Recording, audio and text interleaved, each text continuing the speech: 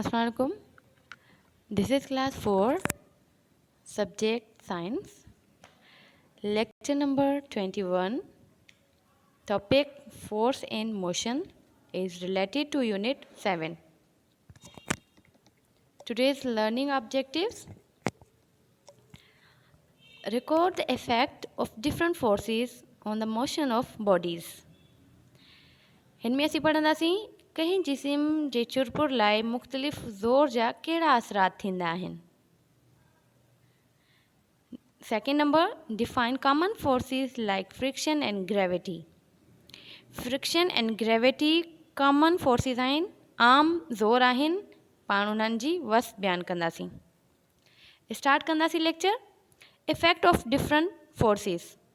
Different forces जा effect कहिड़ा थियनि था उहे असीं इन लेक्चर में पढ़ंदासीं. As we know that we need more force to move heavy objects and less force to move light objects.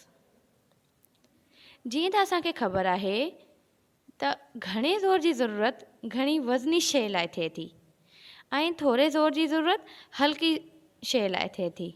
मतिलबु असां वज़नी शइ खे चुरपुर करण जे लाइ घणो ज़ोर ॾियूं था. कोई बि अहिड़ी शइ जेकी वज़नी आहे असां उनखे जॾहिं उनजी चुरपुर कंदासीं, उन खे खणंदासीं या हिकु जॻह खां ॿी जॻह ते रखंदासीं त असांजो ज़ोर वधीक लॻंदो. ऐं हल्की शइ जे चुरपुर लाइ थोरे ज़ोर जी ज़रूरत पवे थी.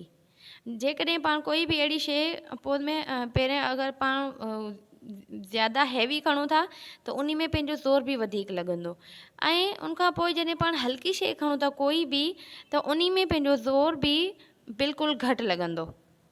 फॉर एग्ज़ाम्पल हिते कार ऐं ट्रक जी तस्वीर ॾिनल आहे. जीअं त कार ट्रक खां हल्की हूंदी आहे, तंहिं करे कार जे इंजन जो ज़ोर घटि हूंदो आहे ऐं ट्रक जे इंजन जो ज़ोर वधीक हूंदो आहे. तंहिं करे कार घटि वज़न खणे थी ऐं ट्रक जो इंजन जो ज़ोर वधीक हूंदो आहे त उहा वज़नी शइ खणे थी. मतिलबु जेतिरो वज़न ट्रक खणी सघे थी ओतिरो वज़न कार नथी खणी सघे बिकॉज़ ऑफ उहा उनजो इंजन जो एतिरो ज़ोर नाहे हूंदो. ऐं ट्रक घणो वज़न खणे थी. इन मां ज़ाहिर थियो त जेका शइ वधीक वज़न खणंदी उनमें ज़ोर बि वधीक लॻंदो ऐं जेका शइ नंढी शइ हूंदी उनजो वज़न बि घटि हूंदो ऐं उहा घटि शइ खणे मतिलबु की उहा अहिड़ियूं शयूं खणंदी जंहिंमें वज़न बि घटि हूंदो त तंहिंमें ज़ोर बि घटि लॻंदो. Thus, greater the force, greater will be its effect. Force is something which brings different changes in the objects. These changes are of different types such as changes in motion, change on speed and direction, change in size, etc. जेतिरो ज़ोर वधीक हूंदो ओतिरो उनजो असर बि वधीक थींदो. ज़ोर अहिड़ी शइ आहे जेका मुख़्तलिफ़ शयुनि में मुख़्तलिफ़ तब्दीलियूं आणे थी. मतिलबु शयूं बि मुख़्तलिफ़ ऐं उनजूं तब्दीलियूं बि मुख़्तलिफ़. उहे तब्दीलियूं मुख़्तलिफ़ क़िस्मनि जूं थियनि थियूं. जीअं चेंज इन मोशन, हरकत जी तब्दीली, हरकत में तब्दीली, चेंज ऑन स्पीड, रफ़्तार में तब्दीली, इन डायरेक्शन, तरफ़नि जी तब्दीली एंड चेंज इन साइज़ ऐं साइज़ में तब्दीली. त ही तब्दीलियूं थियनि थियूं. फ्रिक्शन. फ्रिक्शन छा आहे? फ्रिक्शन मीन्स रुकावट. कंहिं बि कोई बि शइ अगरि हलंदड़ हुजे त उहा अगरि थोरे टाइम खां पोइ बीह रहे थी तंहिंखे चइबो आहे फ्रिक्शन. मीन्स उहा रुकावट जे करे थिए थी. Friction is a force that slows down and stops moving objects. The rubbing of two things against each other causes friction. रुकावट हिकु अहिड़ो ज़ोर हूंदो आहे जेको कंहिं शइ खे आहिस्ता करे छॾे थो ऐं हलंदड़ शइ खे बीहारे छॾे थो। ॿिनि शयुनि जी रगड़ जॾहिं रबड़ थींदी त रुकावट जो सबबु बणिजे थी। मतिलबु ॿ शयूं जॾहिं हिक ॿिए सां रब थियनि थियूं त रुकावट पैदा थींदी आहे।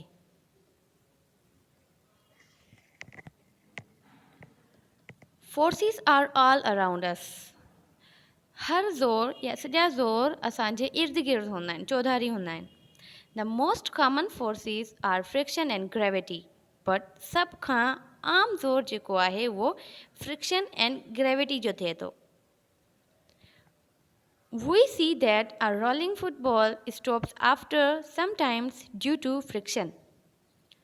असीं ॾिसूं था त फिरंदड़ फुटबॉल कुझु टाइम खां पोइ फ्रिक्शन जे करे बीह रहे थो, उहो रुकावट जे करे बीह रहे थो।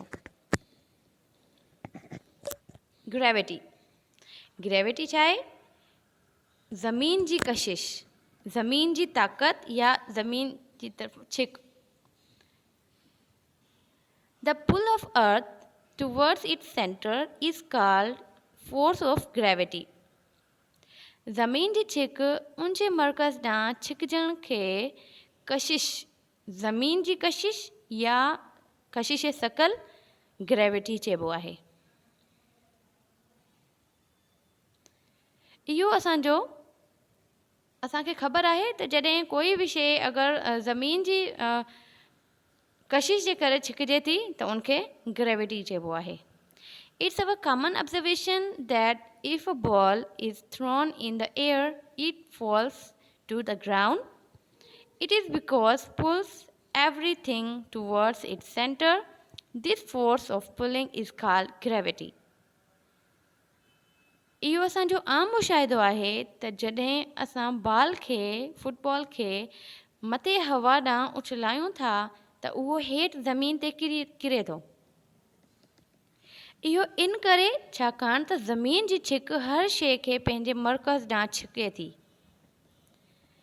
इहा छिकण वारे ज़ोर खे ग्रेविटी यानी कशिश सकल, ज़मीन जी छिक या ज़मीन जो ज़ोर चइबो आहे। Here the lecture is ended. The questions about lecture.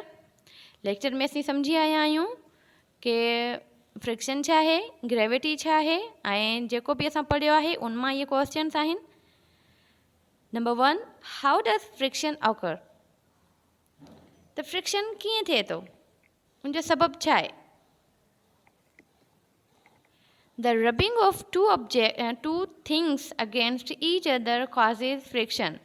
जॾहिं पाण ॿ शयुनि खे पाण में रब्ड कंदासीं त फ्रिक्शन जो सबबु बणंदी।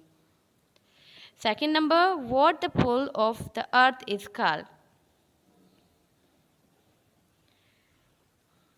हाणे इन जो आंसर बि बिल्कुलु ईज़ी आहे। The pull of earth towards its center is called force of gravity. इहो छा जे करे थिए थो? इहो ग्रेविटी जी फोर्स जे करे थिए थो। Thank you for watching this video.